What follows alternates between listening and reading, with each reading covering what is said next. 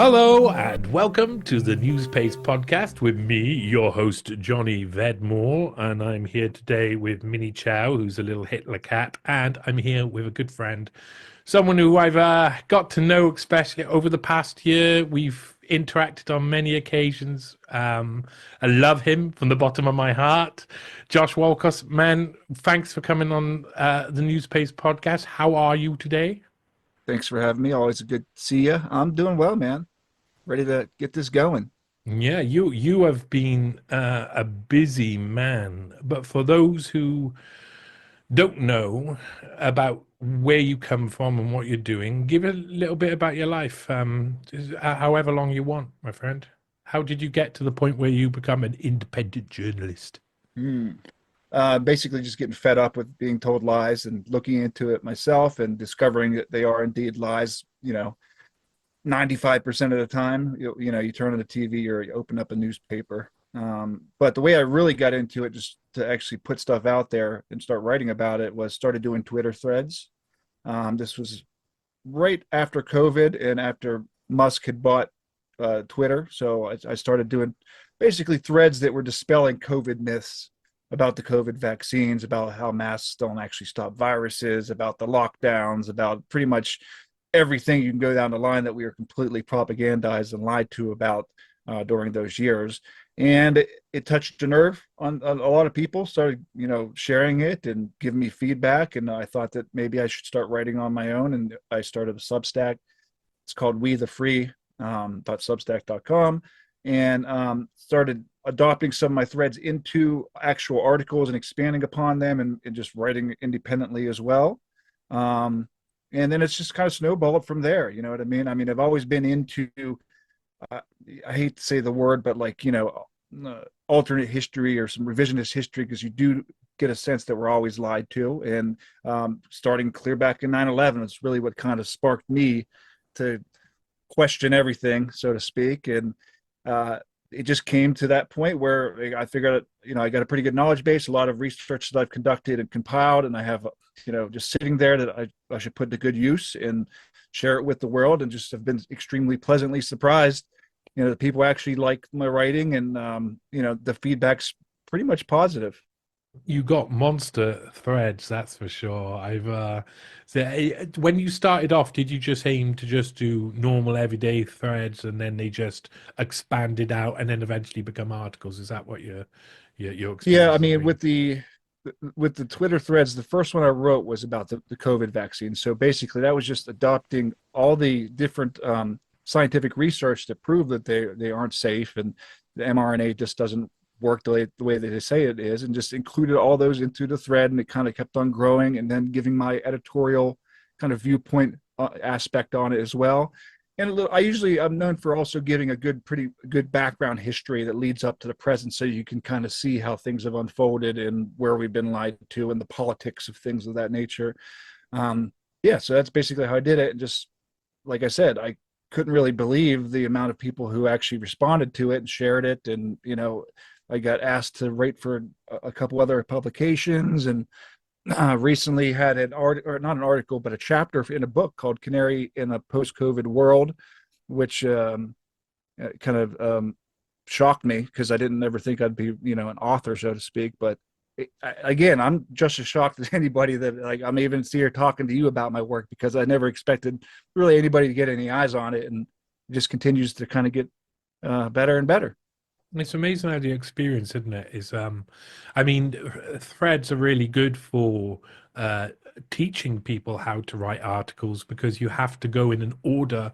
Usually, Right, like right. for me personally, I go back within history a lot, so I tend to go in chronological order and just try and keep it as I have a chronological similar as style that way possible. as well. You have to like sometimes you have to like move to a different subject and start the chronology again, but mostly you kind of just have that like writing in thread form teaches you how to communicate each part and what it was.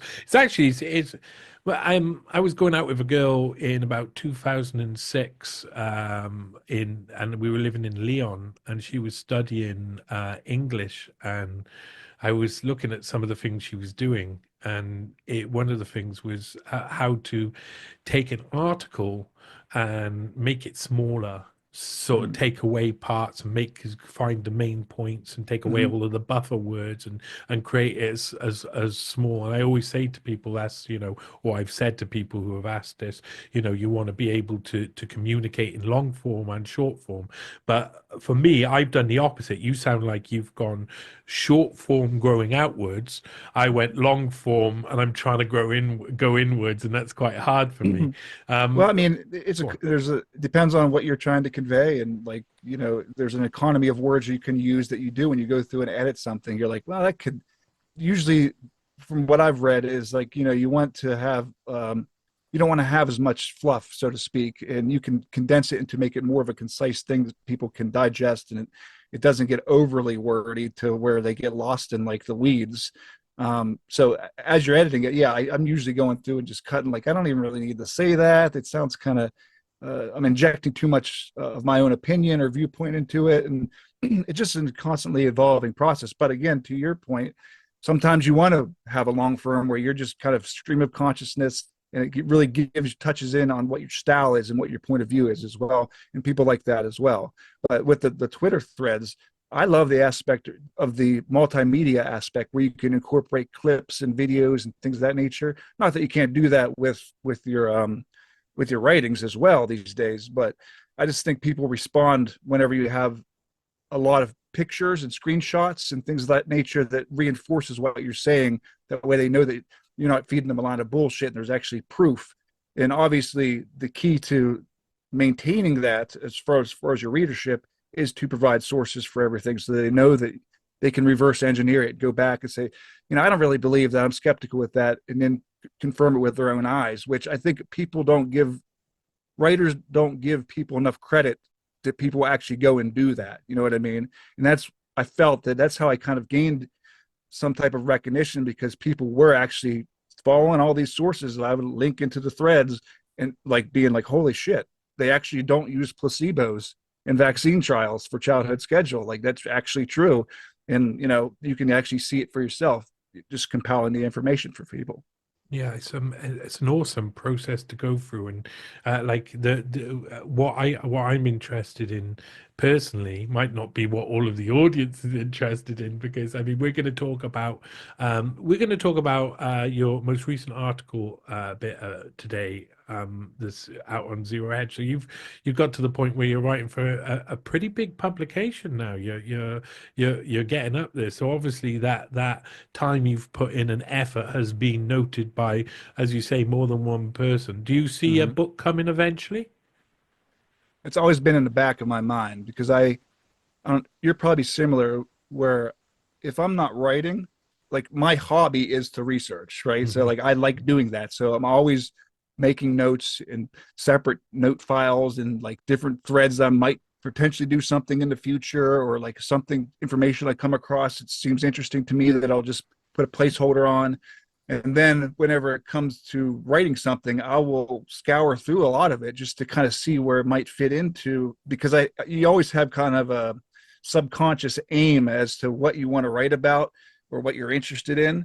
And it sort of like what's the word for it, like the muse, it kind of directs you into that direction based upon the research that you've done. And basically, for Zero Hedge, I just did a huge compilation on the like childhood placebo myth. So people are usually under the impression that whenever you get your kids jabbed, that these vaccines that they're giving them have went through rigorous studies and post-marketing surveillance to ensure that these are all very safe and effective, as they say. But come to find out, and this is what really kind of put me down this kind of public health kind of, where I aim a lot of my writings, is that they don't do any innate or inert saline placebos in any of these trials. Like when you ask somebody what a placebo is, they say, yeah, it's something that is not going to be bioactive in the body, and they compare it to whatever they're giving the person, right? Let's see what the effects are. Well, with every single one of them that we give children here in America, at least, none of them have been tested with an inert saline placebo. They call them active comparators. Hmm. I call them bioactive comparators, whatever you want to use, but or they've been compared to another vaccine. So I mean, think about the logic in that. But those vaccines that they compare it to also were not tested with an inert saline placebo. So how can you say that they're safe and effective? And we also have an epidemic of autoimmune diseases. American children are the most unhealthy in the world right now.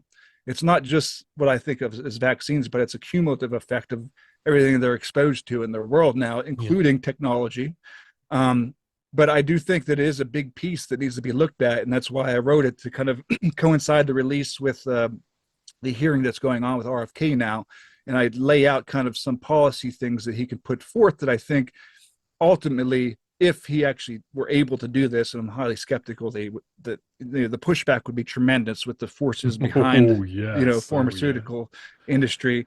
That I got some pushback from readers saying that we need to just say that they're all safe and pull them off the market, but that's not a pragmatic way to go about it. I'm convinced that if they did put in these policy measures, that they would find that, holy shit, we do have to eliminate the liability protection and put a complete pause and redo everything if you want to have actual safe vaccines. There needs to be the element of them having to look at the evidence, present the evidence in a format that everybody will accept, not just them and their shareholders, and the government policy advisors who get paid by them or their shareholders.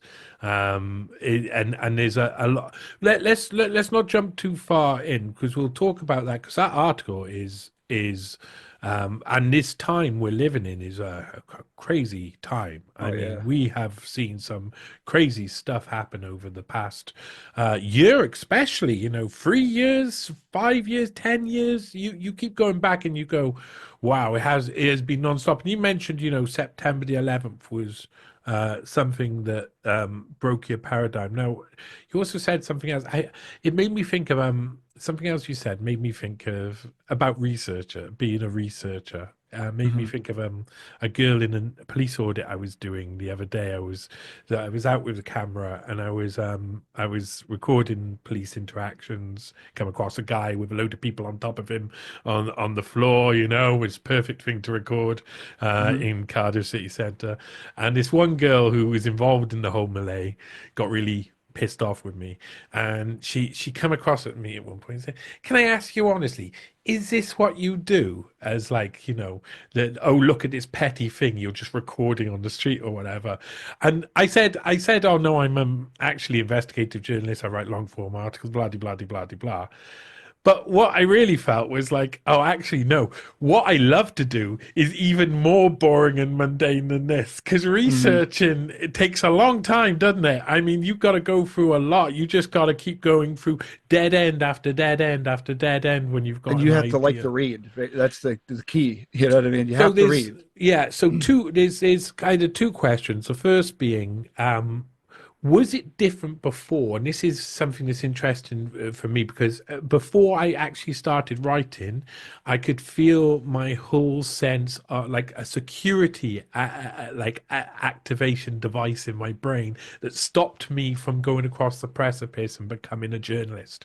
It stopped me by saying, you love to research and look into it, but when you get to that certain point where you can feel it's going to change your paradigm, just let's not tackle that then. Were you like that before September the 11th, or was there another time? What was the moment where, was it COVID that kind of brought, did you have that same experience? Well, I've always written. I used to actually write about music. I'm a huge music fan, have been my entire life, and I wrote for a couple websites in the early aughts, basically going to shows, reviewing stuff, and reviewing albums, interviewing bands, things of that nature. So I've always had that kind of urge to write and express myself in multiple different type of ways. But when you say you had a safety helmet on, you mean like it was basically like a mind block that told you not to Felt like it'd tell been other put in people about place. I things. think I remember there was a couple of moments in my life where it was just, I know I've got to stop looking now, because if I look, then everything changes. Okay. It was only after getting over that suddenly I was able to really research, really write, really look beyond it. And I was wondering if you had a similar Well, when it comes experience. to like shattering of paradigms, like I said, 9/11 was that, and that's whenever I really started getting a keen interest into, because there's, from the naked eye watching that event, anybody who's being honest is going to say, hey, there's just something completely off about this. How did this happen? You know what I mean? There's a history of how, Tora this Bora led Cave, up to mate. it, right? Tora Bora Cave, tell you. Tora Bora, right, right. And not like all the hijackers, they supposedly were living in a cave, and they put together the most elaborate terrorist attack Pretty in the good. history of the world. I mean, whew, But super that fun was like, film. I was like, wait a second here. I started questioning the news and everything, and that just really cracked my skull open in that regard. To like, man, we are living in like a controlled reality here. If this can go through, and we're going to go to war because of this, and ruin lives, mortgage our futures, and just that's when you started seeing the underlying criminal enterprise in my mind. And that's, at that point I wasn't writing about it, but at that point I was like, holy shit, I got to tell everybody I know about this. And I was ignorant to the fact, like you said, that people have that safety helmet on where they don't want to hear that shit. You know what I mean? If you're going to try and change what they already think that they know, they see that as a threat to their ego. And I received tons. I still do, but I became the conspiracy theorist to my friends and family. You know what I mean? Because I'm like, you have to see what happened here. Do you know how much it takes to actually learn to fly a plane at that angle, at that speed, into the Pentagon, as they say they're going to do? Do you realize the skill that takes? Like all these other things that were going along with 9/11. And we could speak for days on the anomalies and the background of it and all that stuff. But that's whenever I started realizing, well, people do not want to hear this, and it hurts you, because you're like, I thought, we were cool. I thought we were friends and family. Like, we're open minded. We can exchange ideas, and I always had the urge to, going back to the music thing. The reason I wrote about music, because I love sharing it with people, like things that I like, and that's new, and things that excite me. And that kind of translates into writing for about this kind of stuff, is because think people like you and I, we're finding things that people don't conventionally know. It's their hidden truths, they're truths nonetheless, but we have to go out and find them and piece things together to then convey that message to people, to create a common knowledge of the actual truth. So I like telling people things that maybe it blows their mind. That's why I'm like on X, like that's why I get a lot of um, followers, and because I'm presenting information that they're like, holy shit, this can't be real. You know what I Hmm. mean? There's no way it's real. And they're like, holy shit, it is real. Hmm. And that plants seeds in other people's minds that then can open them up, and hopefully inspire them to tell everybody about things that they're learning. And that's how you actually can create, even though we can't like, you can't measure the change. In a sense you can, though, because conspiracy theories are mainstream now, you know what I mean, because of the internet and things like that. But I just love the fact that you can, through research and compiling all this stuff, and you're not going to find a truth initially. It's going to come to you, like after you've pieced together a lot of different pieces. You always have that moment like, oh, that's what's happening here. And with your writing, it's manifest when I read the shit that you write, because you're an actual investigative journalist, where you're going and you're going into files and history of people's families and stuff. And that is impressive, of the patience that it takes to be able to write that stuff, compared to what I write. I'm like, yeah. There was so many different things I thought about when you were speaking there. One of them was a guy called Chris I used to work with in a shop called Dixon's back in the day, and I started working in Dixon's on September 11th, 2002. So it was a year after. I remember it was all over the radio on my first day, the anniversary of 9/11, and that year had been crazy. And I remember I was Seven working. seven bombing too, right? Yeah, That well, wasn't that was coming. Yeah, yeah, yeah. It was that was a few years later. It was a few okay. years later. So that was about 2005, six. Mm-hmm. And with this one guy who worked in the shop, he was he got desperately enthralled within the conspiracies as they started to come out about 9/11. You know, it was probably about a year before or Loose Change come out that you Hmm. really saw suddenly there's all this information happening, and you realize, oh, this whole thing was so much more than what Hmm. we can think, and we see it, you know, at each bit of information, like it backs up what your suspicions and beliefs are. And this one guy I know got so scared, so terrified, and he was sending me message after message like, oh no, you don't understand, you know, this is what they've done. And he got so aggressive that it made me actually like not want to look into these things, Hmm. because he was so manic, because he was so afraid. But he was right to be.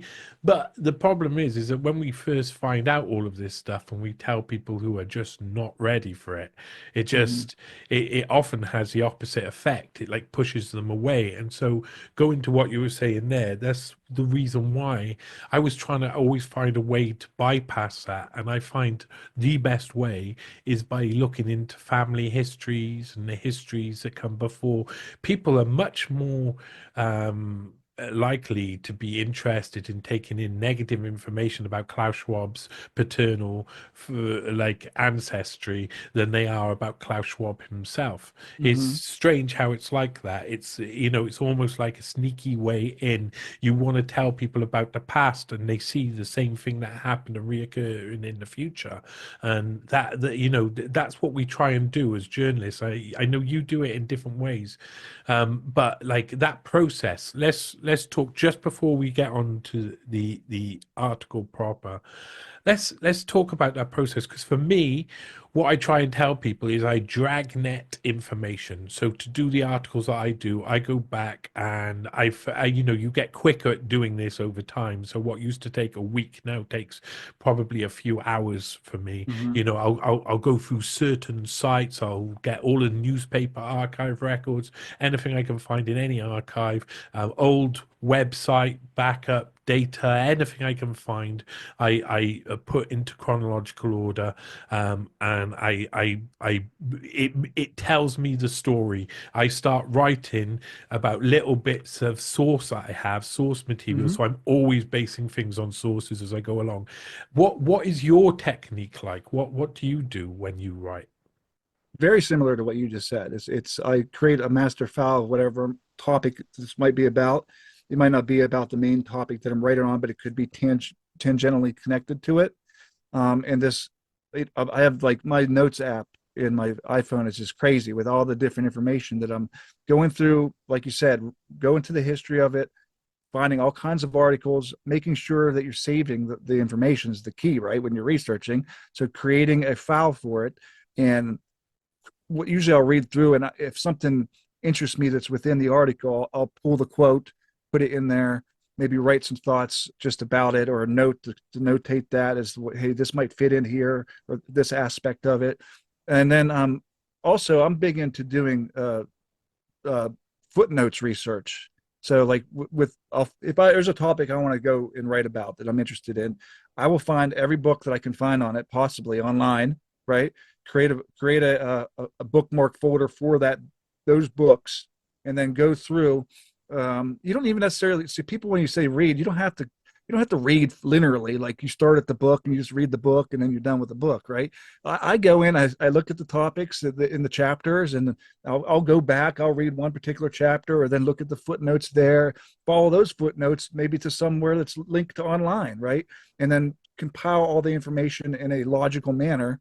Like you said, that usually starts with the history and moves up to the present, and the reason that you're writing about it, and just have like a master file for it. Then when I sit down to actually compile the thread or the article, I have that on another screen, or beside me. That way I can reference it, and it just triggers you writing too. Whenever you want to get the writing done, and just sit down and think about it, and just let it go, not worrying about that. Like you might have errors within it because you always got to go back and edit it and that kind of thing. But Yeah, that's that took really me a long time to get over at the start. I constantly wanted to always correct things as I went along, and it stops the flow of finding the information when you're in research mode.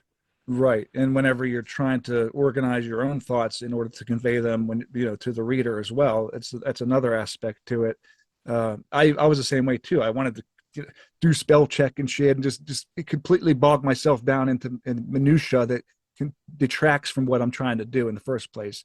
So I've gotten a lot more like liberal with just the process of it and not overthinking it, because what I find is like it organically comes together whenever you're genuinely interested into something, right? Mhm. Uh, not don't force it. Like I said, I have tons and tons of information that I've compiled that I don't know what I'm going to do with yet, but I know that I'm interested in it, and I know that I can reference Mm. that at some point in the future. Mm. Oh, I love this. I love this because this is something that I think that all writers should benefit from, all investigative journalists, all journalists, all of us, all of us in our pool.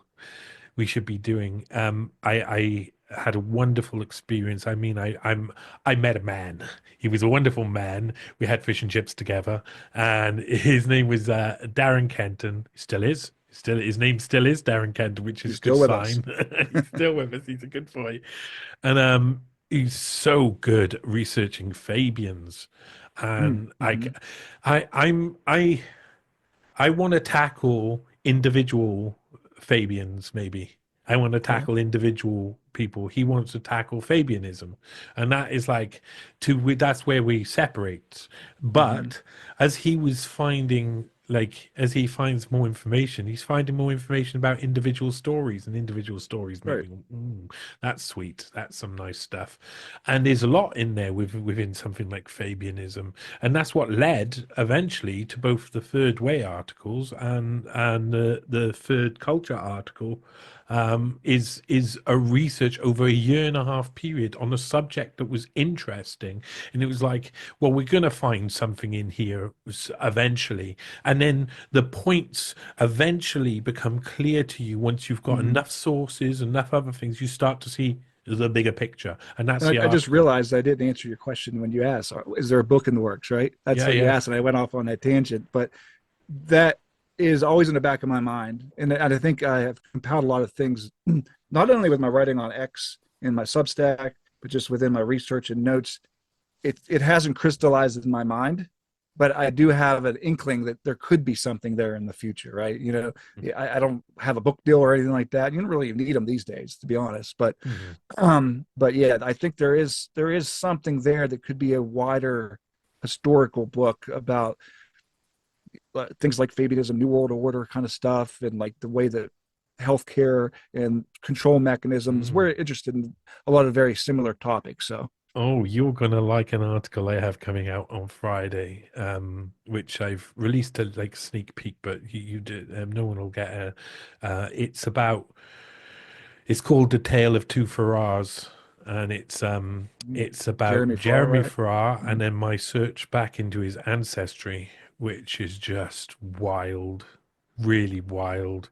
And Is his I'm whole family in the club oh, historically? it's so hard. You see, Jeremy Farrar's father was born to two parents who were 52 years old. Now, I'm not sure people know, but there's a big drop-off rate in births, Mm-hmm. So and that they explains had, what's wrong with him. yeah, yeah, maybe sixth child as well. That was Jeremy Farrar's sixth child. His father, Eric Farrar, was born in 1917 during the war, and something smells fishy about it.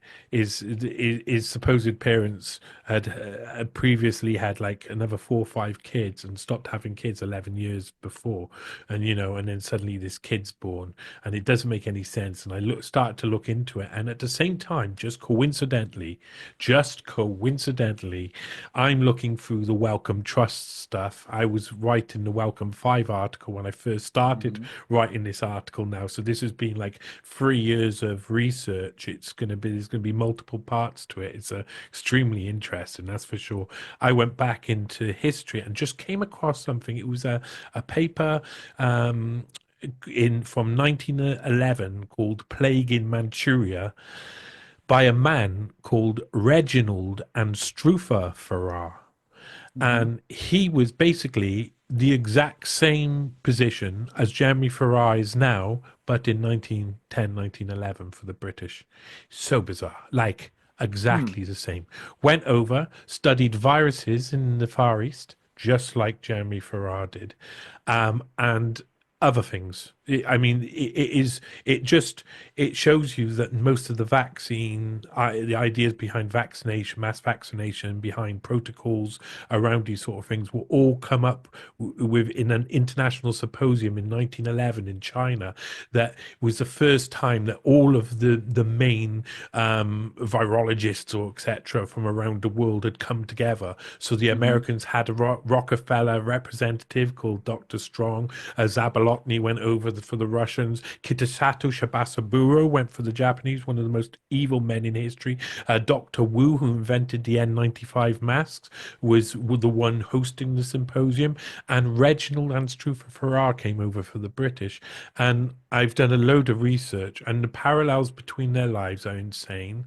And then there's a second part which I think explains the why he was put with other members of the family, Hmm. why young Eric Farrar had to, and that goes into the bedchambers of kings and queens, including Queen Victoria, which is just amazing, amazing story. That sounds right up my alley. Yeah, it comes out And on also, Friday. I mean, Oof. you do a really good job of illustrating that this is generational shit that we're talking about. You know what I mean? Like people have a hard time like they immediately jump to like, oh, this is a conspiracy theory because but when you scratch under the surface of all these individuals who are present in our lives today, right? And out there in front of all these things, like you said, all you got to do is look back in time and where they came from and who members of their family was. And invariably, you're going to find that it's all connected. You Mhm. know, they're all connected and they're all in the big club, as you know, we like to say, and we're not in it. You know what I Well, mean? yeah, this guy's definitely in a few clubs. Reginald Anstruther Farrar was definitely a Freemason, advertised in the paper. So Mm-hmm. we know which clubs these guys are involved in, and there's more to it. I mean, at the end of the day, all of this again leads to more Fabianism. That's one of the things that Yeah, and um, like Fabianism is something that I'd say 90% of the public have probably never even heard that word, right? And people frogs don't don't understand it. hear they're being cooked in the water That's slowly, do they? people just don't know like what that the wolf in sheep's clothing was their symbol, right? Or it Hmm. still is their symbol, Yeah. basically. And that tells you everything you need to know about that organization. And a lot of the things that they've worked over the years to implement are made manifest today. You know, if you know where to look and what what their end goals are and what they're trying to do. So, I mean, I think that's awesome that you've kept that thread with the underlying Fabianism that has been going through our, from England into the United States. All these people are connected. You want to say a socialist, like use that word, but it's a lot more nuanced than what people Mhm. think as far as the long-term goals that are being implemented through the genealogy that you're so well at uncovering. That's why it led to the Third Way article. I mean, Bill Clinton and Larry Summers, Robert Reich, they're all kind of from the same ilk as the Fabians, and they infused all of the Fabians in Britain. People like Yvette Cooper, Tony Blair, Gordon Brown, and others to act and create something that was partly driven by third way politics. But enough of that. Enough of that.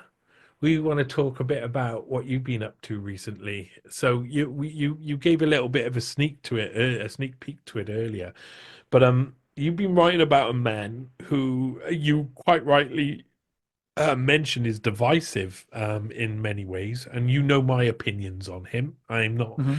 completely rose. I don't always wear. I don't know what's the opposite of rose tinted glasses. You know, dark glasses or rose tinted glasses. I am very nuanced, and I do accept fully well that the this is a complicated character who has the possibility to do very good things at the moment. I Mm-hmm. am well aware of that, and I am someone who believes that I am willing to give that as a give a chance to a guy like that. So explain a little bit about your article that you've released on Zero Hedge.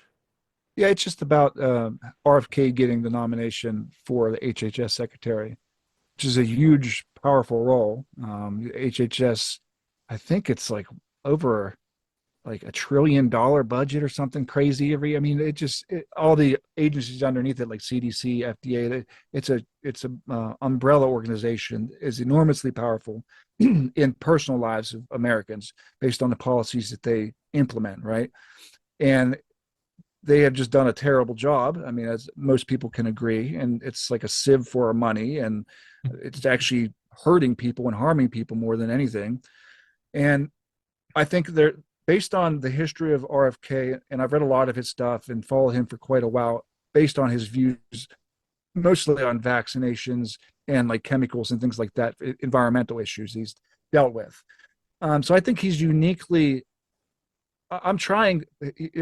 How should I put this? I am trying to wear some rose-colored glasses here. You know what I mean? Because I also am skeptical of pretty much every politician out there, and have a cynical view of what they might or might not do. But with this particular nomination, I think that there is a way forward that he might be able to move the needle. But I wouldn't be surprised if he gets in there and he just becomes, part of the blob like the rest of them as well. You know what I mean? But I'm allowing myself some optimism in this issue, because I think sometimes you need to have some type of optimism. Whether you're just going to be blackpilled the rest of your life, and just cynicism also can destroy critical thought as well. Mm-hmm. But the article is just about the opportunity that is in front. What I think some of the things that he could do, mainly put a moratorium on the childhood vaccines schedule. Okay. Okay. And there's a lot of other things with the scope of this role, Yeah, but we'll that's go kind of where I through. focus. We'll go through each of them. There's two. So there's two questions. First question is, what do you think of RFK Jr. Externally to this potential role? And the second question is, what does a moratorium really mean? What type of Mhm. moratorium and how far is? Because that sounds like a perfect start. Yeah. As far as what do you mean what I think of him externally, just like Like from. from externally of this issue, like separate from this issue, how do you feel Mhm. about RFK Jr. as a character Well, personally? I mean, he's comes from one of the most, basically, an oligarchical family in America. So that's one thing. I mean, I have basically followed him through the health lens. I know that there are some issues from a personal perspective that he's had with people, and he has not been truthful with some of the past things that's happened. And so, I mean, I'm willing to set aside some of the things that might have like bother me in that way, similar to Trump too. I think Trump is doing some good things too, and I'm not trying to be a friend with Trump or with RFK. I'm looking from a policy perspective where he can get some shit done, possibly if you can within the system that we have. So I mean, he seems like an honest broker on the issue that I'm interested in, which is the vaccine issue and healthcare. They make America healthy again is like kind of like their slogan. But he seems to have his finger on the pulse of a lot of the things that are problematic within our society, as far as healthcare and vaccines and the FDA and just the overall role that it has in people's lives. Mhm. Okay, that's yeah, it's a fair point. I mean, I got my opinions of his different. I've said enough I about mean, you might them. know shit I don't know about it because, like I said, you go to deep dive in people's background. Well, So, I just there are a few points that bring up that are probably like for anybody listening at home, if you want to have a bit of also the critical thinking side of RFK's character personally, just mhm, personally. There's a few things that I find interesting. One of them is the fallacy people use.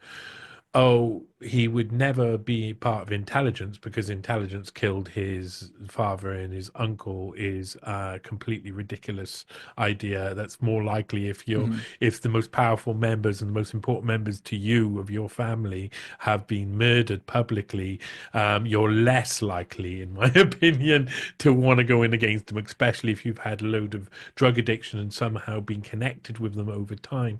I find it interesting that a lot of his work has been in environmentalism. That's something which, there's lots where there's a lot of people, including people like Fox Green and the Space Commune gang, say, we should. He's been so anti-nuclear power, and nuclear power really is the way to, help power the whole of the I agree. of America. But he's been along the establishment lines with that. Or I find it very interesting that he went to Harvard, that he Hmm. took a year out, and Roger Ailes, who was very much still a Republican leaning back then, took him under his wing during that year out, and they went and supposedly made a movie about falconry and etc. Hmm. But I'm suspicious about those moments when recruitment is most likely to happen. When I was looking at Right. RFK Yeah. Jr. and Yeah. following through, I was like, when's the most likely time for him to be recruited? Oh, during this moment where he takes a year out with this guy who's hanging around in political circles, and he's going to be an important propagandist I mean, later Harvard's a on in the hotbed of future. recruitment Yeah, too, yeah, right? and it's a hotbed of CIA recruitment, and maybe that's why he went there. I mean, when you talk about his family, it's true, oligarchical family on both sides. I've done a load of his family trees now. I'll be doing a "Who Do They Think They Are" about them Hmm. eventually, which looks back, and of course, the one side's Kennedy, very Irish, seeing if I can find anything juicy down there, but the I'm other sure you side will. ends up, yeah, well, your family life is always like that. The other side ends up in Prussian royalty, and so that goes into something that's something else as well, because his Okay. father married into that line. So he is more than just one line. There's a very establishment tint to him, and he's had all of those different things with Epstein, all the different links. He was over El Brillo Way quite a lot. He doesn't talk about that. He says he likes to say he only caught the plane twice, once to go fossil hunting and once just allowed to use for Hmm. itself. But then I found him during one of those occasions on a dinner table next to Jeffrey Epstein, in a ballroom for some event. So he wasn't just fossil hunting. There was other things going on, and it was a longer period. So I'm suspicious about all of those things. He was still in touch with them by 2015, 16. So even after Epstein's out in the public, Ghislaine Maxwell's still linked with him quite heavily. And of course, there's all the stuff with his personal life, his many affairs, and all of this. But humans will be humans. If these are loads of extramarital affairs with people who are of his age and etc., it's just like, Hmm. well, humans are humans. So I'm not even that worried about what his morality looks like when it comes to being faithful. I don't. It's pretty clear he's not. He's a naughty boy, Hmm. but there's plenty of naughty boys in the world. Naughty boys keep the world turning, I'm afraid. And so, So uh, go you on. take a far more skeptical view that he would be able to, or he will do anything that I would say, like in the article or that approach. And I think those are all fair criticisms. And again, this me writing about this was a way to expose people to specifically the fact that there is no saline placebos with childhood vaccine uh, trials. Um, but again, I just hope the moratorium thing is a kind of pie in the sky. Like if I could go shopping and get whatever anything I want, I realize how difficult and how much pushback they would if they tried to actually introduce this to the public.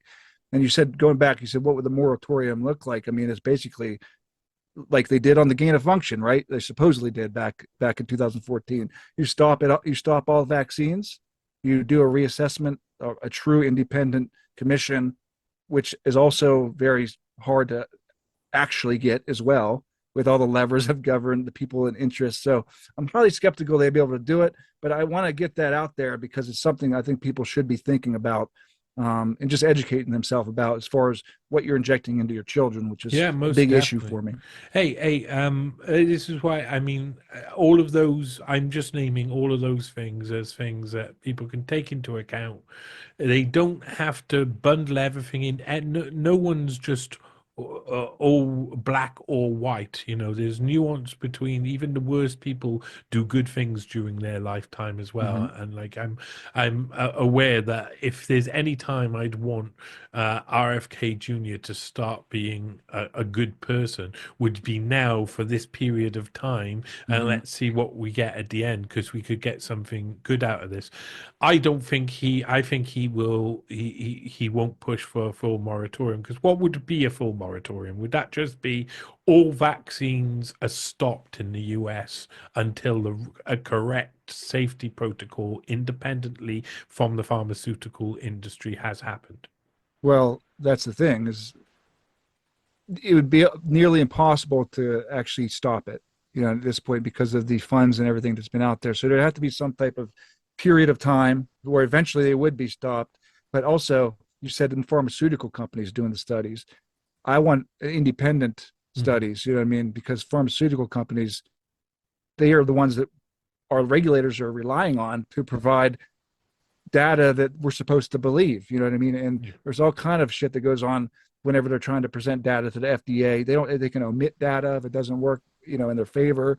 There's billions of dollars in these products. But the moratorium, if I had my way, would be a complete halt to all the everything that's on the childhood schedule, and that includes the COVID-19 vaccine, which amazingly made it onto the schedule, even though it's completely worthless and highly dangerous. Wow. Wow. And the reason it did get on the schedule is because a lot of people aren't aware is anytime you call it a vaccine, you put it on the schedule, you as a manufacturer get blanket liability protection. Meaning, if I inject that into my son and he gets autism or something happens, he dies or has huge issues, which, all these parents will tell you, they can tell the difference before and after, you know what I mean? Whenever this happens, when there's onset of like spectrum of autism going, they just aren't the same kid. Well, you are suing the HHS whenever you do that, and they have their own separate vaccine court, extrajudicial court that isn't even within the criminal justice system that they set up for them as well. So, I mean, it's just the absolute absurdity of the system that was built. How can it be safe and effective if you're giving them blanket liability? Uh, there's no other industry in the entire world that is afforded this type of protection. And why do they need protection in the first place? Because people were suing the hell out of them in the 70s and 80s because their kids were getting hurt by their products. So they went to the Congress and said, "Hey, we're just going to have to stop making these because we're going to be sued into oblivion, and it's going to hurt our bottom line basically, and we'll just stop manufacturing them." So in 1986, they had the National Injury Vaccine Compensation Act. I might have got that wrong, but you get the idea. And that is what established this new regulatory apparatus around it, which basically says, hey, as long as you keep making these vaccines, and by the way, there was, I think, five in the 60s or in 1970s, and now it's 72 different doses that the kids are getting, right? So you can see as soon as that 86 Act went into effect and the manufacturers were like, wow, we can just keep making different vaccines because we're not going to get sued for them. All of a sudden, public health comes out and says, oh, we need to have this vaccine on schedule, this vaccine, this vaccine. Yeah, And now, yeah. like I said, before they're 18 years old, they have 72 doses Oh of my various God. vaccines that Oh have my. all these adjuvants in them that haven't been properly tested against this inert saline placebo. Almost all of them have been tested against another vaccine or a vaccine that has the virus part taken out of it that Mhm. still has the adjuvants in it, and they're saying that these are safe and effective. So, as you can tell, I'm very passionate about this because the absurdity of how we even got into this position to where you're giving these you're putting these in newborn babies. You know what I mean? Like that's fucking evil. That The that game is definitely that's fixed, allowed. isn't it? It's Yeah. completely rigged in their favor, and it needs to. So, I mean, you talked in the first part about mandating independent safety reviews. What would Mm-hmm. that look like? Who would take that responsibility? And that's a great question. I mean, you'd have to have somebody who's in charge of selecting the right Shall we get individuals. Henry Kissinger, AI Henry Kissinger, to do it? Yes. Actually, we should just let ChatGPT or DeepSeek do it for us, Yeah, right? oh, They that'd be get to good. choose, which is Yeah, where we're heading, right? Where they'll yeah. just pass the moral buck on the AI for everything. Mhm. But it's a good question. I think there's an individual. His name's Peter Doshi. He works for the BMJ. Who I'm a very He's a scientist. He's been outspoken about this issue for years and years. I BMJ think is the British Medical Journal, yeah? yes, Yeah, yeah. which has its issues too, but it has also, compared to some of the other ones like New England Journal of Medicine, the Lancet, and things like that, they have actually published things that are critical of the processes Mhm. that I'm talking about with hard evidence and scientific studies.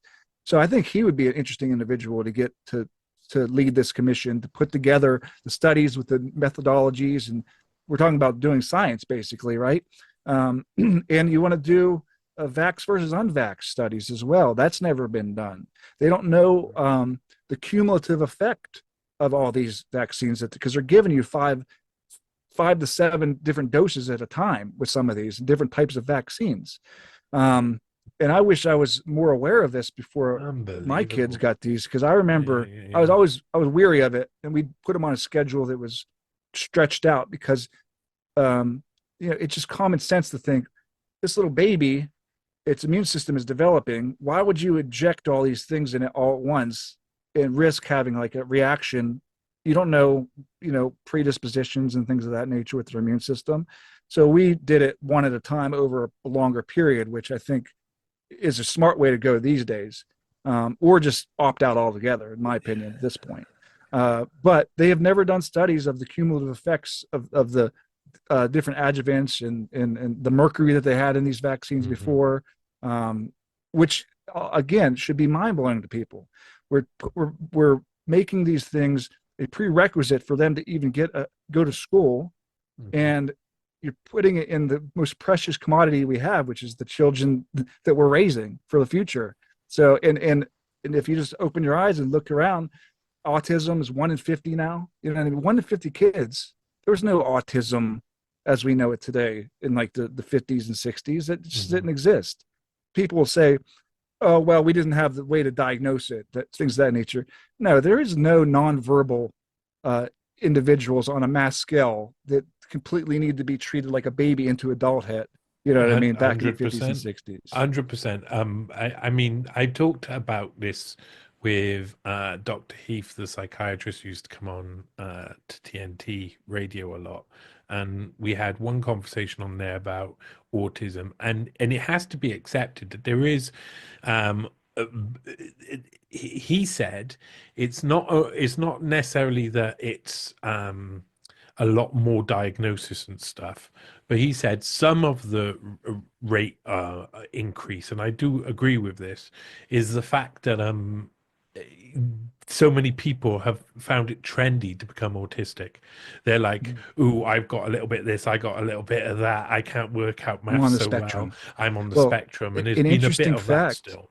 is the transgender craze is Hmm. a large percentage of the kids who fell into that ideology were autistic, and they were Yeah, essentially preying on I their believe it too. neurodivergence. Yeah, yeah, yeah. It's crazy, isn't it?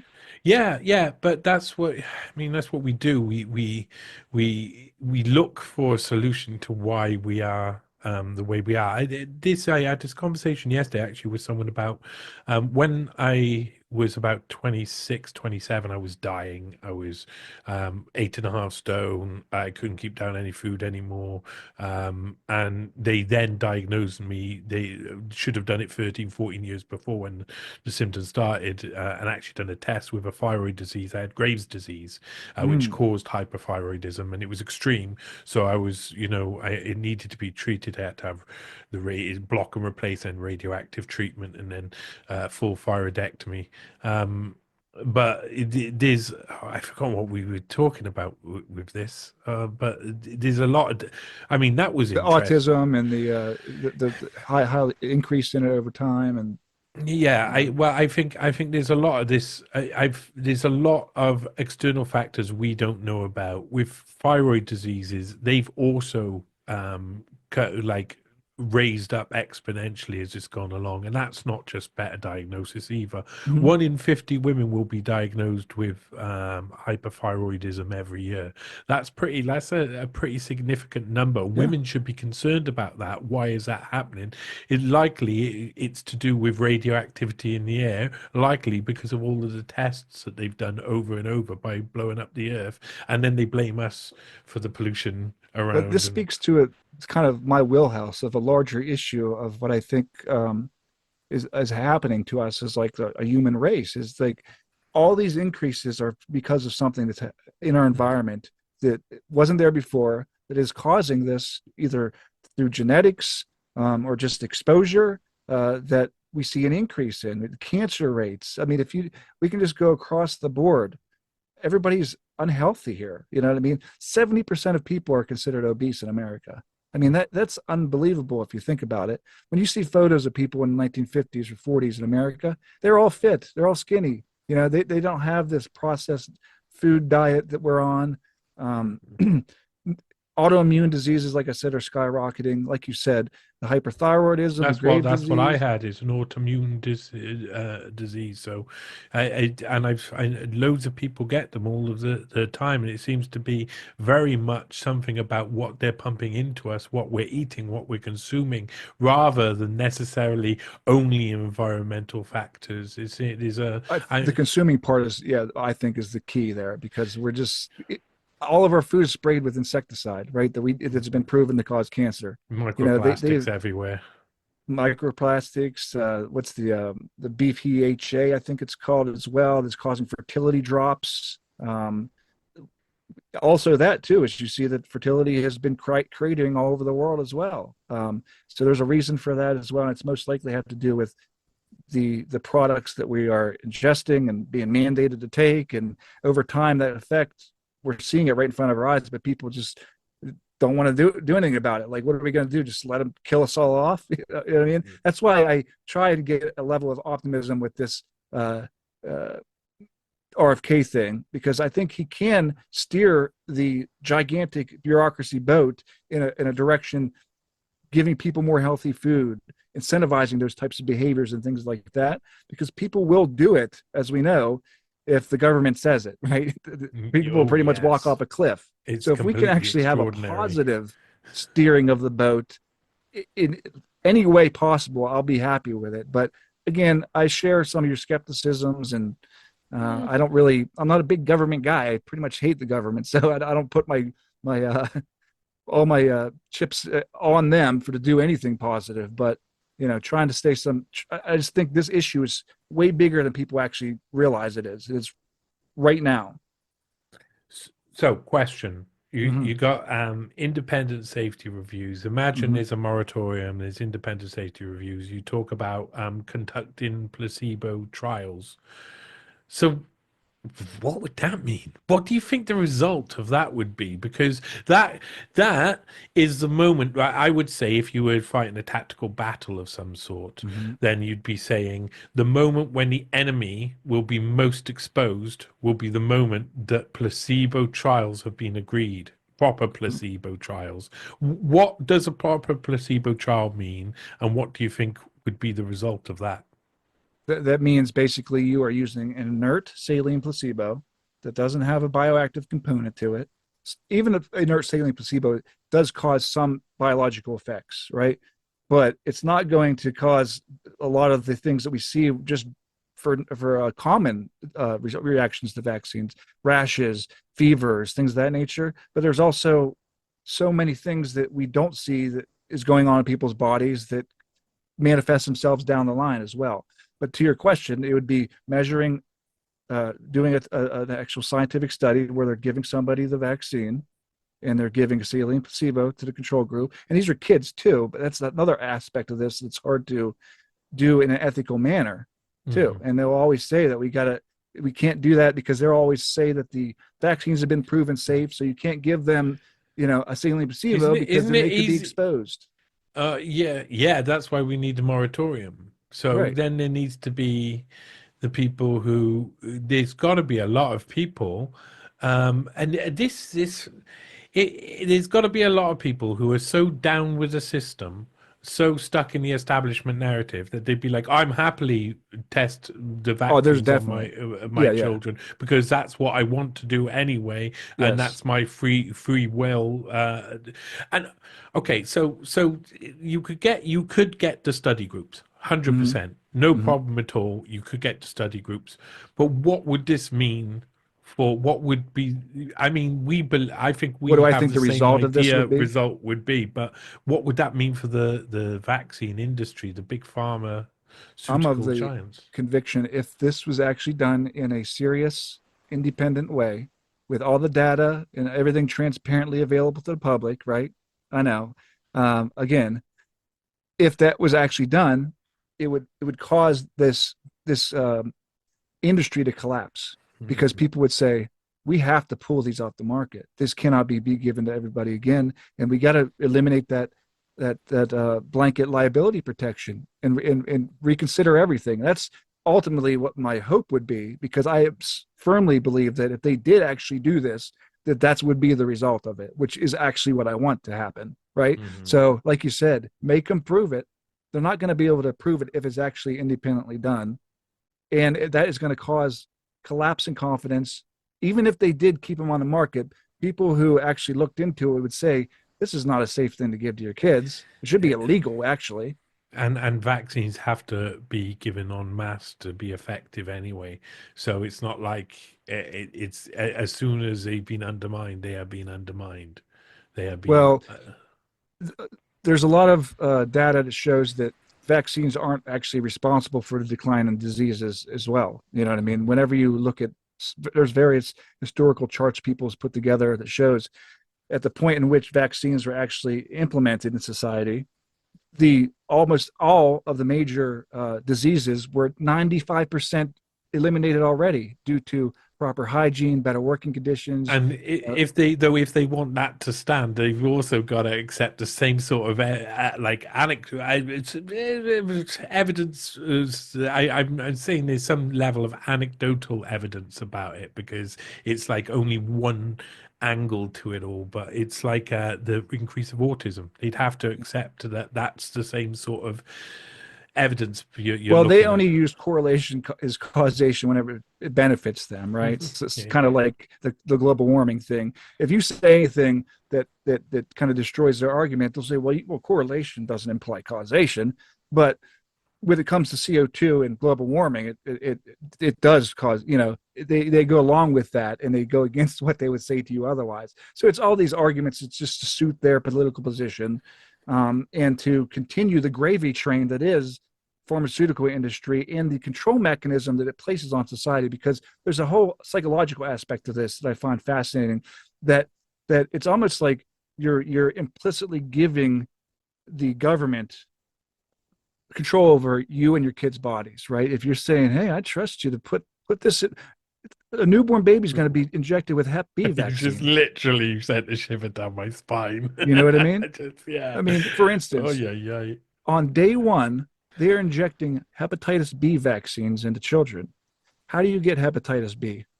Shared drug use, needles, sexual intercourse. Unbelievable, That's how isn't you it? do it. And they Unbelievable. argue that, oh, we have to. They test the mother for Hep B before giving birth, right? So they know that the mother Yeah, doesn't yeah, have it. yeah. Unbelievable. Guess the amount of days post marketing surveillance they did on the Hep B vaccines that are given to newborn babies every single day. How many I days did they think was sufficient for them to see if there was something that was a safety concern? Anywhere between 30 and 90. But I'm even willing to say less. 4 and 5 days, respectively. Oh, So wow, think wow, about wee, this. wow, woo. Every baby in America is they try to though if you say no when you give birth, they'll be pissed at you, and They'll give they you bloody hepatitis.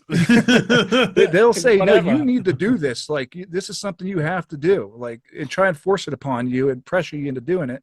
So they're doing this to every person. A human being is literally foisted into the world by their mother. Within an hour they went to inject hepatitis B vaccine into this newborn baby, and they only took 4 to 5 days in order to determine that it was safety to give to every baby born indefinitely in America. Wow. It's unbelievable. I stand in the park near me 3 4 years ago during 3 years ago, say during the pandemic. I don't know, 3 4. God, man, time travels so quickly. A few years ago, standing there listening, like trying to argue with people about vaccines, and oh my God, there's so much like pushback on it. Religious, like. Yeah, and then I got to like recently, it was two ladies in the park I was talking to, and I was just telling them off for still going to get flu vaccines when they're like something like 60% effective, and they do a lottery of what they're actually going to give you. They don't even know Hmm. if it's going to work, and it's like you But it got makes to see. billions a year, though. Yeah, and they're taking on the risk of it. I was like, you're just risking yourself. You come back, every single one of them come back ill. They come back the Hmm. next day, they're ill. And so, to prevent getting illness, they're going to make themselves ill where they probably are going to get a different strain anyway. And your immune system is going to be lower. And it all doesn't make sense unless, of course, you want to sell something. And I remember these two women very recently who they went into a different mode. They went into like stare into space and hope for the best. Whenever you're trying to tell them about it, like They're done. I mean, they can't allow themselves to let that enter their consciousness. this is the thing It's with what such a what did visceral Orwell called event. it? Orwell called that crime stop or something like that, where like Mhm. you want to allow an opposing view to even enter your consciousness because that could cause cognitive dissonance and make you uncomfortable. That's the level of mind control around this particular issue that we have worldwide. Really, I mean, especially in America and the UK. That I mean, those our public health agencies are essentially the seller of these things. They there's a revolving door too between the people who study them and manufacture them and the people who regulate them. So it's a complete revolving door there. And since when is the CDC supposed to be marketing the drugs that they're supposed to be recommending? Yep. Like people don't think about that. All you see is safe and effective. So there's no way to reverse this inertia and this ideology of vaccinations within the federal government, and also when there's billions of dollars on the line from the manufacturer's perspective, is an immense task. But we have to talk about it and let people know what's actually going on, because again, you're injecting the stuff into people you love. The little babies, mate. I just don't It just understand it. boggles the It's mind. just, yeah, it does. It just, it's been going through my mind now for plenty year that I've been looking at babies going, bloody hell. I hope they're the ones who survive or get through it, because it really is just like a death race, isn't it? At the beginning of life, you come into the world and you're going to be given all of the potential to harm you. And who would think of a system like this apart from the most Malthusian Fabians you can imagine out there? And then Exactly. that's where we end up. Now, the other element of this that you talk about within the article is like VAERS systems, the reporting system. So this is the Hmm. second way. If they haven't already fitted us up with the way that they manipulate the studies, then the next thing is the response to see if their studies were correct is like only 1% or something of people who actually have the issues Hmm. will like note them down officially and report them on the VAERS system. So that's obviously a fit up, because you Hmm. can't accept uh, only one. You'd have to automatically say that 1% is a sample figure and that it should be Much more is happening. inflated. Yeah. Yeah, inflated 100 times. That's insane. So what could take the place of something like this, do you think?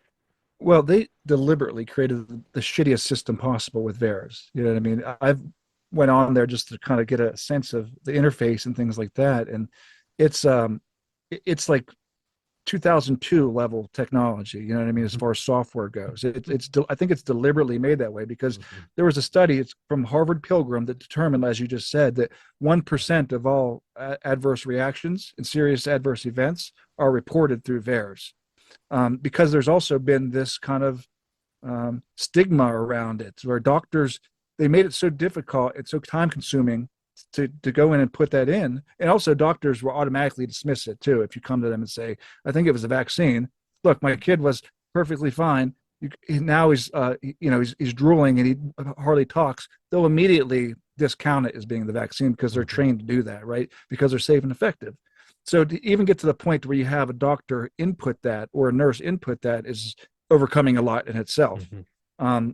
But if you only have, like you said, 1% of all these adverse reactions in there, think about the scope of that then, and then the argument is, whenever you bring this up to somebody who's has a religious fervor around vaccines, they'll say, well, those are self-reported, that you can't trust that. Anybody could go in there and type that in, but that is true because that's the system's designed that way because they're trying to create, well, they say they're trying to locate signals within the data to understand whether or not things are going bad with these particular products people are injecting into them.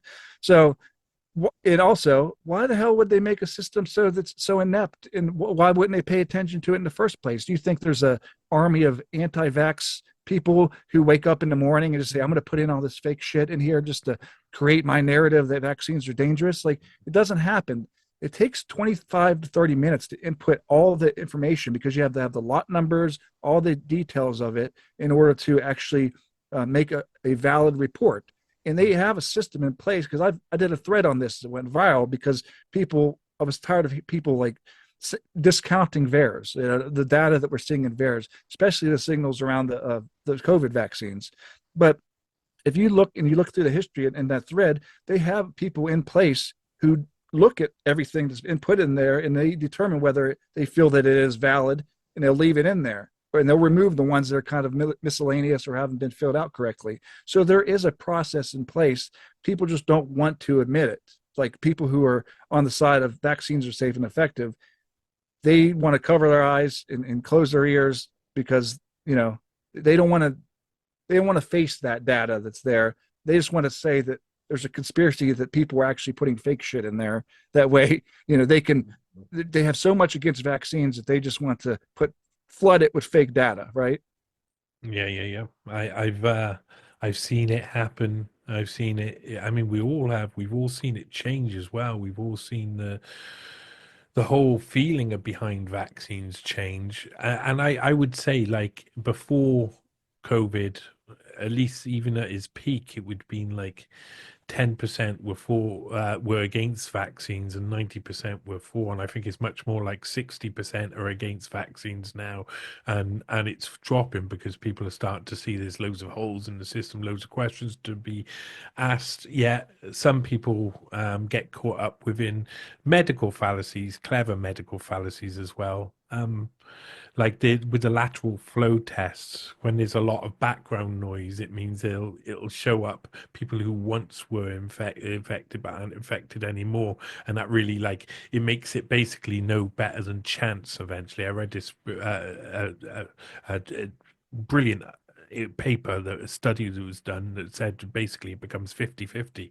It's just like tossing a coin. You don't know if it's right. You're talking about the PCR test that we use for like lateral flow. Yeah, the different types. Because you had the PCR and then you had the lateral flow.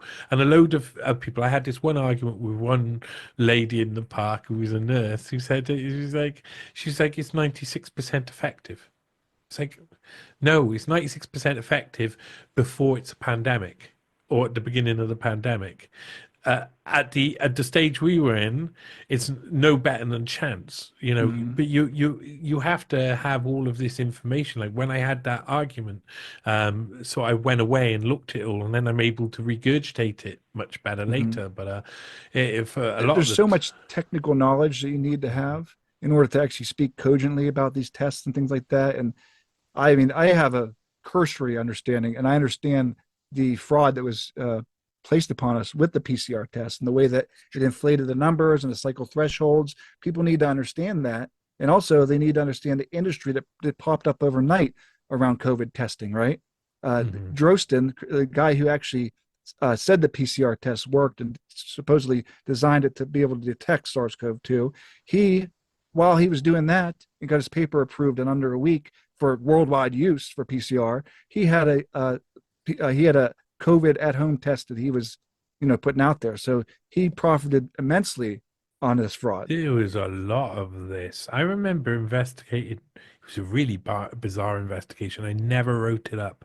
I was investigating this girl who was commentating on a lot of the Epstein stuff, but was seemingly purposely like putting out or projecting some form of, ritualistic bent to her manner. It was a lot. It was like a conspiracy wrapped in a conspiracy, talking about conspiracies.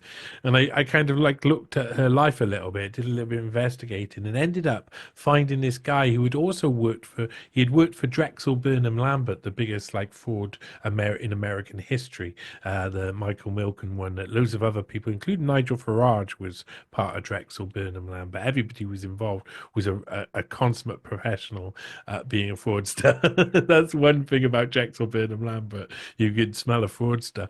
And I found this guy who had worked for them, and it was like in November he had started purchasing masks and Mm, tests and stuff. They knew, they told like all of their buddies who wanted to make a quick buck, you're mm. going to have to look at investing in tests and masks and all of these different things that will be put into mandated. And lots of people made a buck during Lots that of money. period. Hmm. I'm sure that in the future we'll find many more different people who did the same sort of thing. But Well, we're seeing the emergence of that type of industry coming with the bird flu that they keep on trying to talk about, right?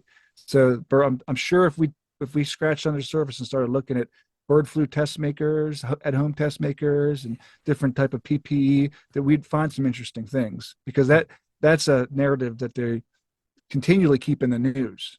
You know what I mean? As you see, every few days you see something. Oh, another human being has contracted bird flu. But don't worry about it. We just want to let you know somebody yeah, got somebody. Oh, a guy died from bird flu, but he had all these comorbidities that we're not going to tell you about. But it was the bird flu. So be scared of the yeah. bird flu. I think it was 2006 or 2007, and Neil Ferguson predicted that 200 million people would die of bird flu in China very soon after, and it was something like 900 or some minuscule figure. And there's a difference between organizing a potential outbreak that hits 200 million and one that hits And it's a, always a Oxford, right? thousand They or go so. to him for that, and he's always wrong about it. I think he was, if memory serves correct, he actually had a panic about, was it pigs in the UK, and they had to Mm, slaughter a bunch of pigs mhm, yeah, yeah. because of Um, his modeling. that was like around foot and mouth time when they were Yes. slaughtering the cattle, but they were also, yeah, there was he was trying to like expand it out even more and make it so that they could murder more species. And of course that was terrible. That was 8 million cattle burnt on pyres Hmm. in a way that was just like systematically they threw testing out the window. They just said they used to do ring for foot and mouth disease. They used to do ring testing, so they start like something like at the center of exposure, and then work 3 kilometers out and Hmm. find all of the cattle in that range, and It's a they nasty disease. that's all, but it's always worked. Hmm. This was different because they released it, or it got released in about November, December the previous year, and just like in COVID, and was allowed to spread around, and then was blamed on one farmer. And that, I mean, those guys then took control. You've got not only Neil Ferguson, Jeremy Farrar, Edward C. Holmes, who was part of transcribing the SARS-CoV-2 virus into Hmm. to English after the Chinese had on what was January the 11th, 2020, and all of the gang. I mean, these guys have been doing it for such a long time, and they've fitted up the game. One of these guys' mentors during the time when Jeremy Farrar and Edward C. Holmes were surprisingly at Oxford, a place where they all end up being when they're British. It's Harvard in America, it seems. It's like that. Chatham House. Yeah, they all, well, they all revolve around the same sort of like Rhodes scholars, Yeah, no. those type of guys. The globalists. Yeah, the Royal Society boys. But they had Richard Sykes, and Richard Sykes, of course, was really mapping out everything, including um, the platforms for sharing evidence. That was something that he really helped develop during the late Mhm. 90s. And it's extraordinary how many of these guys were involved with these sort of outbreaks and how they It's become interesting you said central. sharing evidence there. Just sorry to interrupt, but it makes me think about how a pandemic can be a panic can be caused because of the way communications are these days. You could say somebody in Africa died from Ebola, and it could be around the world in like a second. Before, even when it came back to like the swine flu kind of panic that they created, that was 2008, 2009. But now it's so instantaneous in the way social media works and stuff Hmm. that you can actually engineer like a psychogenic pandemic. I think we saw a lot of that aspect with COVID, where a lot of people, and they've like governments in the United States, UK, they've done studies on psychogenic illnesses and case studies about how people thought that they were sick, and their elevated heart rates and inflammation it caused in their body that was self-imposed based upon information that they believed to be true. So, I mean, I'm interested in your take as far as the COVID pandemic is concerned. How do you think the most of it was psychogenic when you were to boil it down to it? Because the virus itself, and there's a whole other argument with that too, but like most people get it, and they're, it's like a flu-like thing, and you get over it and you get antibodies and you're good. But it just seems to me that like I would venture to say that it was such a evilly masterful campaign that was rolled out worldwide that it caused a psychogenic pandemic worldwide as well. Yeah, totally. I think the majority of what we were seeing were just psychosis coming out of people who were made to fear. The one thing that kept really like shooting out at me during the pandemic was this sense that no one knew what they were doing, which direction to go, and they were all looking for someone to direct them. And you can see why the dynamic works so well, that the authorities just then enter into action and Mm-hmm. systematically direct these lost sheep, because that's what it seems like, is everybody just switches off.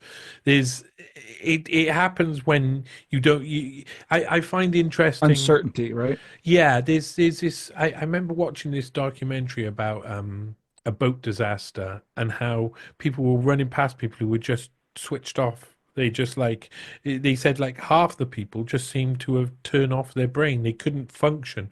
They had never thought about the idea, thought through the process of disaster, thought about escaping somewhere, thought about having to do that. They'd always been protected, so that it'd become second nature to not worry about these things. And in not worrying, they do not know as well. And I think if you cannot access the part of the brain, if the thing you're talking about is so far removed from what you've discovered or learned through life, like things like vaccines are, we don't get really taught them. They get hidden. You're not allowed to talk about them. So it meant that many more people didn't know. It wasn't just about whether someone's thought about escaping something. It's about whether anybody's thought about what this all really means. And as soon as Mm-hmm. they realized it didn't really mean, I think that was a projection of the world standing still and waiting for someone else to do the job for them, because it was just all fear. So that the medical aspect of it was just a way for them to make money and for them Trojan to horse achieve and their aims. But the fact is that the psychological aspect of it is the only reason they're allowed to do all of that. So the mhm. psychological aspect is probably the most important And aspect that's of what it. I'm most interested in because they're going to try it again. Everybody, I mean, anybody with a brain can see that. Why wouldn't they try it again? They have all the data that they've collected over the years from the COVID pandemic. They know what works, what didn't work. They may have to adjust some things, but I am not very confident that if they said, "Oh no, we have this new novel virus that's spreading throughout the country," and they showed some scary pictures on TV of people falling over again, that people would revert back into it on a mass scale and be willing to go along with the lockdowns and everything again. a lot of people argue that they think that that would never happen again because people have woken up to that um, to some degree. But when you're talking about population scale, I think that 70% again would get in line and walk right off the cliff if they were I propagandized. I talk to loads of people all around the place, and the majority of people didn't have still no idea what to do in one of these crises apart from play along, agree, do what's best for wider society, all of this Mm-hmm. sort of stuff.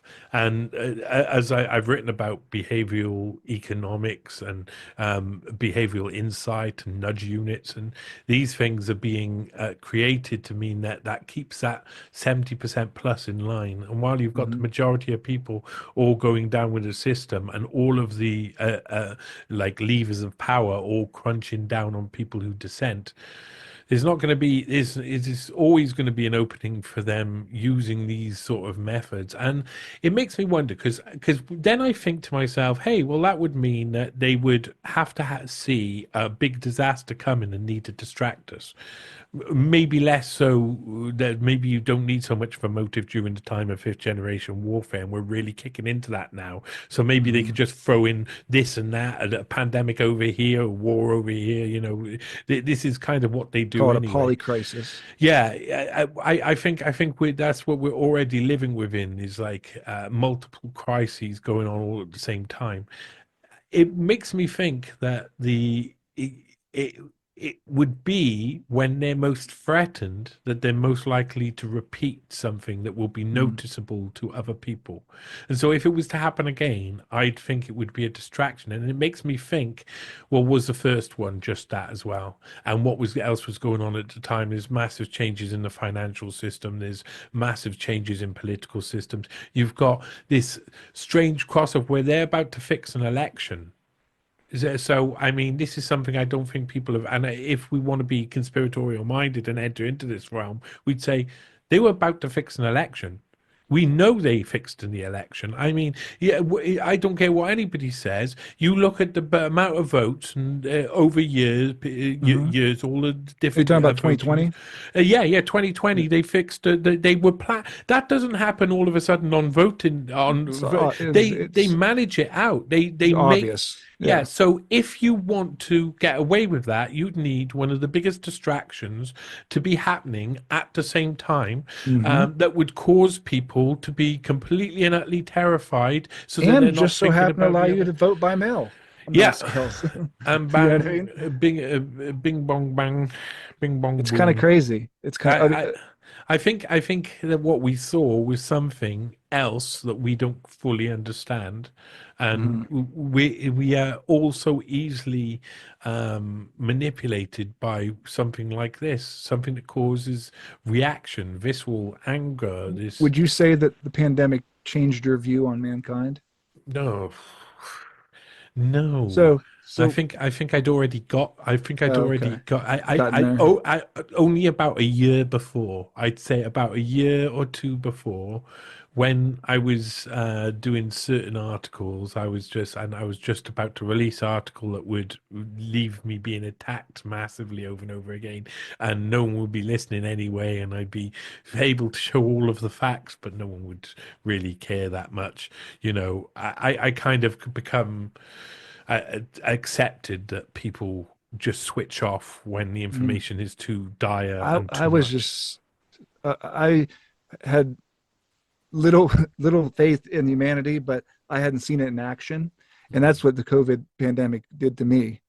And when I say Mm. pandemic, I don't mean like I'm highly skeptical of everything that happened with it. That's just a terminology for it. But I was and still am so disappointed in what I saw, in the people near me, and people that I've known and grew up with.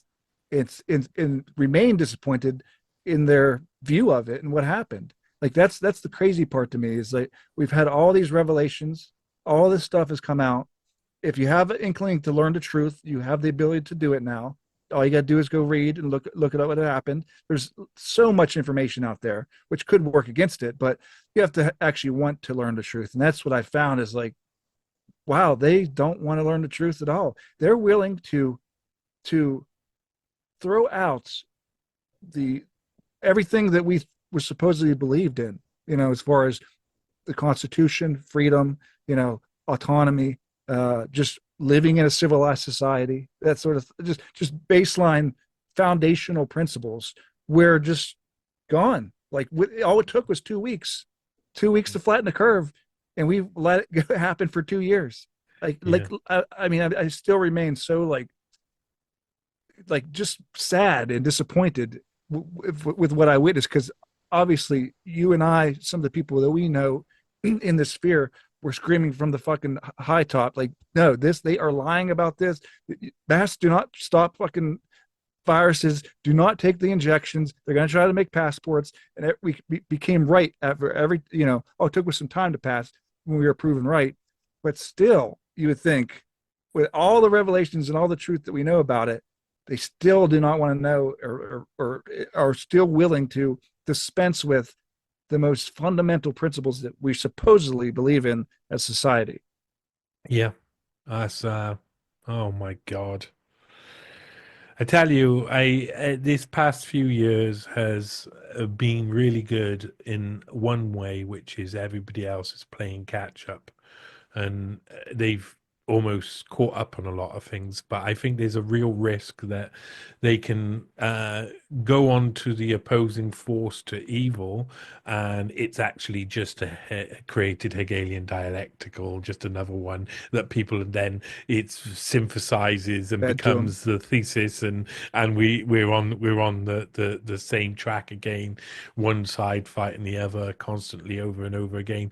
Is one of the biggest issues with vaccines and decision making actually the human ego? Is that what we got a problem with?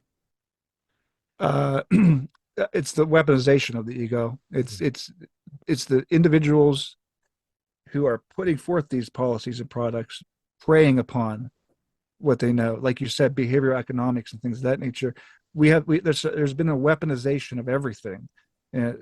Social psychology has been weaponized, and there's a whole history there that I'm sure you've looked into, where you can trace how they've been studying people, how they've been trying to implement different things on a society-wide scale in order to manipulate them into believing certain things or certain behaviors. So I think ultimately, most of our failings comes down to the human ego. You know what I mean? Whether or not we know it is, or it's being pressed upon by outside forces like government policymakers and things of that nature. So it's hard to. I mean, it's also like a lemming type mentality. Like I said, like as long we it goes back to like almost Freud, where we want to have a daddy or mommy figure. You know what I mean? Like when it gets deep into our psyche, when you boil it really far down, we want to say, hey, we believe that the government is telling us the truth and we should do this for our own benefit, because they would never lie. They care about us.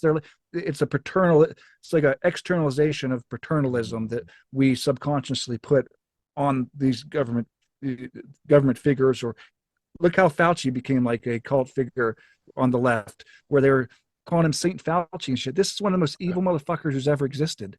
And that's how distorted people's perceptions have become, is that he is looked at as a saint whenever he is a mass serial killer.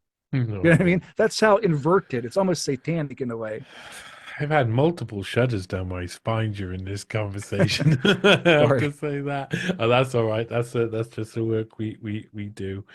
So what do you think? Okay, what do you think is going to happen with the RFK hearings? Do you reckon that he's going to get through, or do you reckon they're going to block him?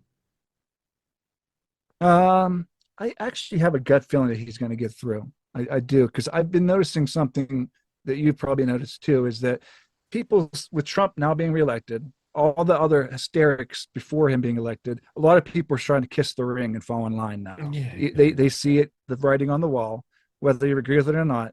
So I think a lot of them are going to just go along with it, let him put in it. But I think if he does get in there, they're going to make it a living hell as far as what he can or can't do. And they trying to character assassinate him, try to get him out of there too.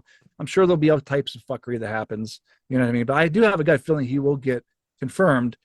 Um, but I don't have a gut feeling that he would take the steps that I've heard in my article to actually Mm. take the steps that we really, really need to um, benefit humanity and like the American health system. Okay, so just we're approaching the end then. What are the steps you think he would take then? Well, I think it would probably be.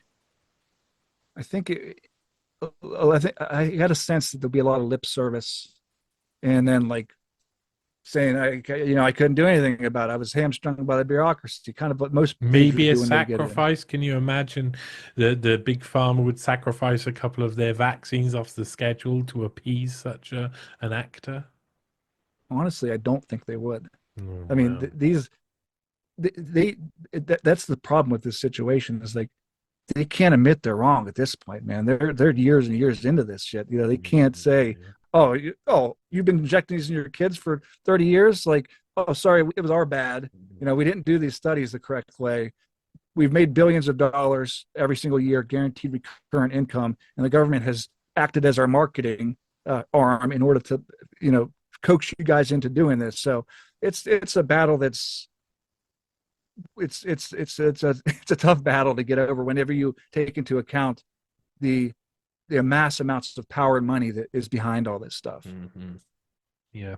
So I'm Immense. a little bit skeptical that we're going to see that solid change, but I want to be optimistic and sit back and let unfold. But based on history, you usually have to say probably not much is going to change. I have to say one thing I like about your writing, and the same within this article that you've done for Zero Hedge, is that it's balanced. I like balance, and you don't seem to go too far one way or the other. In you seem to stick fairly in the world of the real, in the realm of what we're going to get, and Mm-hmm. what the real issues are, and whether they're going to be tackled or not. I appreciate that about you, Josh. I Thank you. appreciate that you're straight down the line, my friend, and I appreciate you coming on the podcast as well. What's next up for you then? Have you got another article you're working on that you can give a little sneak I've got a preview of? couple that I'm working on. This one I've been working on for seems like a year and a half, but I can't get it together. But I have a lot of disparate like research. It's about this, and I've said this on other podcasts. It still hasn't come out yet, but there's this foundation that's called the Disarm Foundation. Hmm. Um, it ties into these misinformation networks that are supposed to be combating misinformation on a worldwide scale. And this arm, it's called Disarm Foundation. It's an acronym for something I can't remember right now, but they are partnered with NATO, and Europe's a lot different as far as misinformation is So concerned, right? trustworthy, So, eh? like, yeah, so they're very trustworthy. They're trying to inoculate us against misinformation. So, and that's they use something called inoculation theory, which Hmm. is there's a report by NATO as it pertains to misinformation as they see it. So this is Basically, like stuff they don't want you to information know. theory inoculation. So how to Yeah, so they control? compare vaccines to misinformation, which is quite interesting. So Mm. I need to dive deeper into the apparatus within Europe, because I think that's the testing ground that could be extrapolated out to American politicians and our establishment want to be able to censor a lot more than they have, and it just so happens that they ran into some roadblocks. But my point is that they didn't just go away. They'll pop up another way and try to shoehorn their censors in another way. So that's something I'm working on.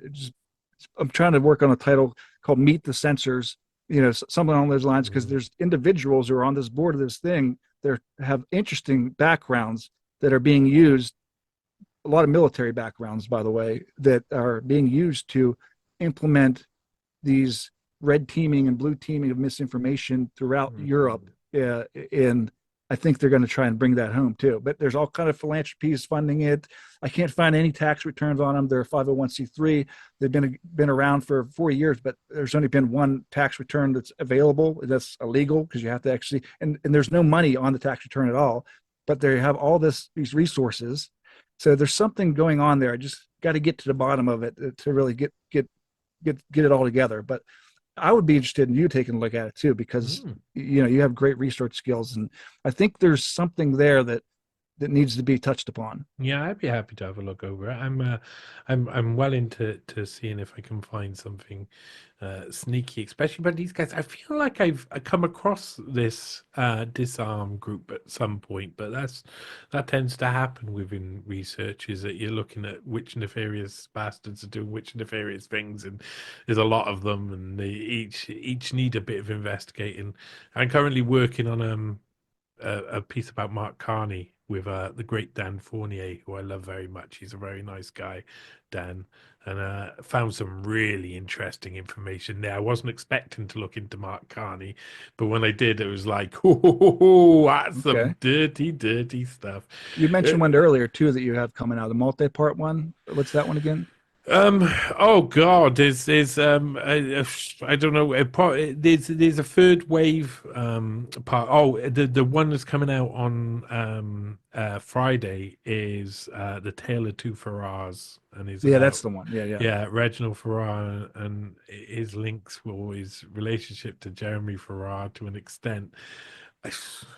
It's a really good race through history. You go through history, it is going to be much more um interesting to people like yourself.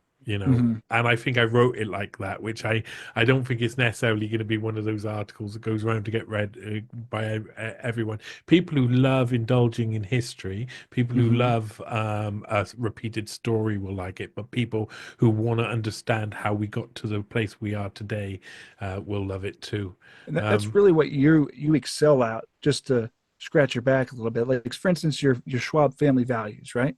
Like before that came out, no one really knew anything about that background at all. They had a sense that, hey, this guy might be a fucking Nazi just because look mhm, at him. He dresses like he's on Star Trek and like wants to control the world. But like you planted a cultural seed with that article because I remember it went pretty viral. I mean, it was like, mhm. oh, this dude has Nazi connections. Color me shocked because the World Economic Forum was very much in the spotlight at that time period. But your writing is so in depth that it influences the way people think about the culture too. And I think that that's where you really make your mark when you make these extensive investigations that take years. You know what I mean? To do all the hard work I'd to be do I'd it. be very happy. I'd be very happy to and remember this at some point.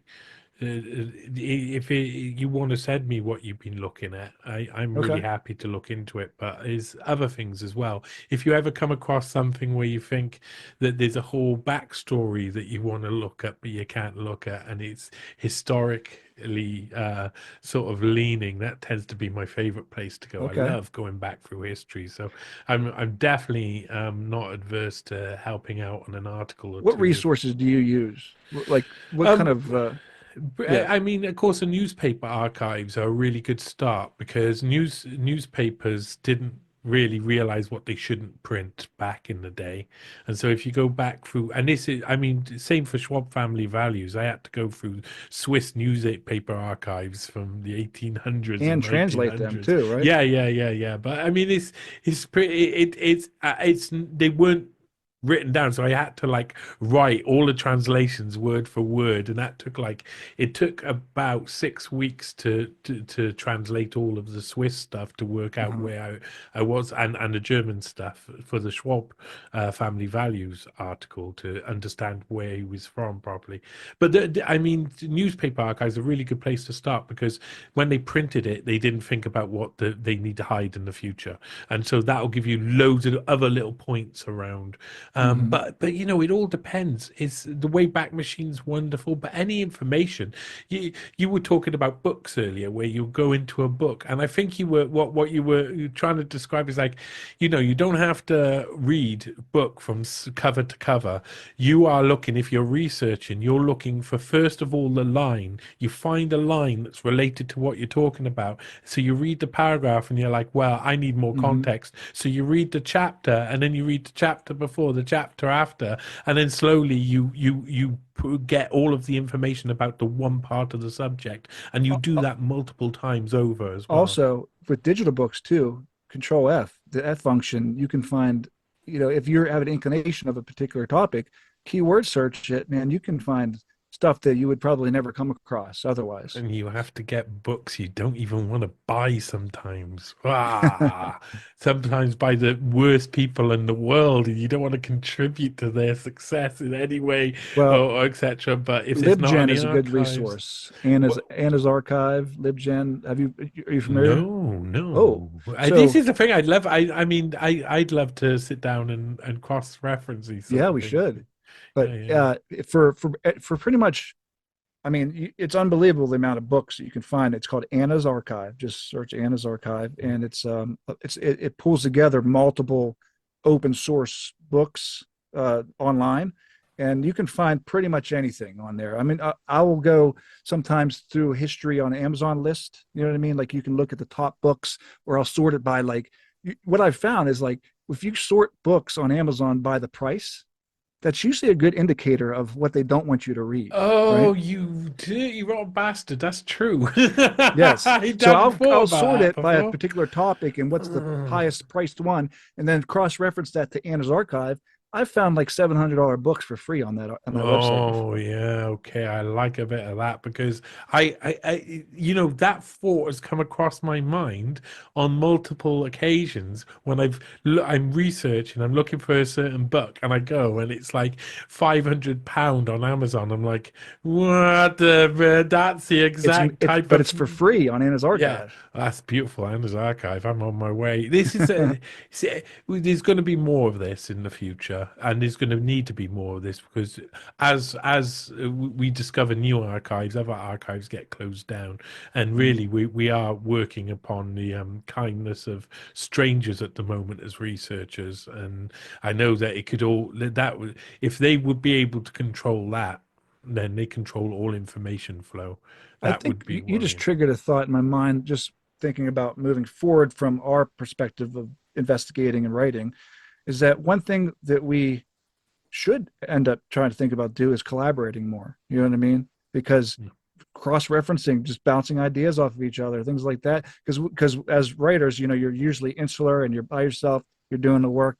But I think opening that up to more collaboration or a coalition or just something, just to bounce ideas off of multiple people, opens new avenues of investigations and just new thoughts and things of that nature. I Yeah, think we do get to like, you know, doing this myself, put this out there, but we probably could use our resources together to uncover more things. I like it. I think it sounds like a book club for Mm-hmm. people writing books Yeah, rather than for the people reading the books. And I think maybe this is something that if you ever want to do, if you ever want to advice on a certain article, come to me. But I'll also get your advice on another article, and we'll do like some form of book club. cool. Yeah, that's awesome. That's a really good idea. I'm going to think about that and think about how that could be advanced on the public arena as well, Mm-hmm. because that would be a really good idea. Maybe to write Crowdsource it in things, a sense. crowdsource writing. Oh my God. Crowdsource the truth might be the future. Well, right. Well, we've covered a lot, man. Tell people, let people know where they can find you and all the different places that you're currently doing you're applying your trade. Sure. I have a Substack you can subscribe to for free, or you can get a subscription for yearly if you want. It's called wethefree.substack.com. So all my writings are on there. You can access. I don't think I have a paywall on any of them, so you can go through the archives. All of it's in the same type of vein where I'm trying to uncover truths that people maybe not know about or have preconceptions about. That I'm trying to shatter that paradigm and give them information that will help them think about the world more clearly. And then I'm pretty active on X as well. So you can just follow me there at Josh Walkos, JoshWalkos. And I do a lot of combination between finding interesting old videos and things like that for historical context and my threads. It's kind of a multimedia thing that I'm doing here, and it's moving pretty well. And I'm also writing for Zero Hedge here occasionally as well. Yeah. I do like Zero Hedge. We had a little bit of an argument. Whoever runs the Twitter account, me and them had a little bicker about something recently, and it was quite amusing. I enjoyed it very much. But I'm proud to see you're getting out there and you're putting your stuff. It makes me feel extremely happy, and I've watched your progression. It's all uphill, and I long may it continue. Josh, thanks for coming on the New Space podcast. Anytime, man. Pleasure is all mine. Pleasure is all mine. It's all mine.